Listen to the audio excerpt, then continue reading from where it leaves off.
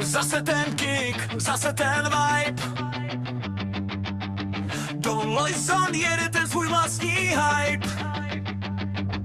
Žádný filtry, žádná přetvářka. Pro srabíky v chatu je to těžká porážka.